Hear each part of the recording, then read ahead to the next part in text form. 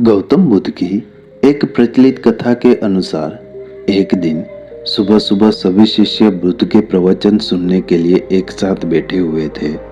कुछ देर बाद बुद्ध अपने साथ एक रस्सी लेकर आए। तथागत के हाथ में रस्सी देखकर सभी शिष्यों को हैरानी हुई। बुद्ध अपने आसन पर बैठे और उन्होंने रस्सी में एक के बाद एक 3 गांठ बांध दी। इसके बाद उन्होंने शिष्यों से पूछा कि क्या ये वही रस्सी है जो गांठ बांधने से पहले थी। इस प्रश्न के जवाब में एक शिष्य ने कहा कि तथागत, इसका उत्तर थोड़ा मुश्किल है। ये हमारे देखने के तरीके पर निर्भर करता है। एक तरह से तो यह रस्सी वही है, इसमें कोई बदलाव नहीं है। एक अन्य शिष्य ने कहा कि अब इसमें 3 गांठ लगी हुई है जो कि पहले रस्सी में नहीं थी, इसे बदला हुआ भी कह सकते हैं।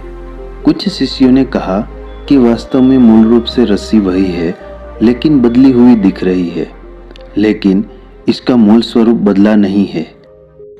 शिष्यों की बात सुनकर बुद्ध ने कहा कि आप सभी सही बोल रहे हैं, अब मैं इन गांठों को खोल देता हूँ। यह बोलकर बुद्ध रस्सी के दोनों सिरों को खींचने लगे। बुद्ध ने पूछा कि क्या इस प्रकार रस्सी की गांठें खुल जाएंगी? सभी शिष्यों ने कहा कि नहीं, ऐसा करने से तो गांठें और ज्यादा कस जाएंगी, इन्हें खोलना और भी मुश्किल हो जाएगा।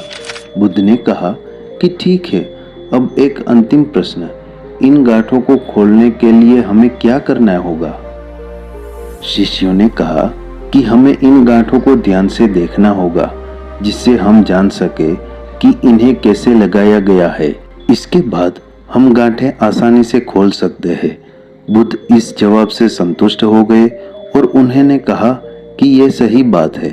हम परेशानियों में फंसते रहते हैं और बिना कारण जाने ही उसका हल खोजने लगते हैं, जबकि हमें पहले समस्याओं के मूल को समझना चाहिए।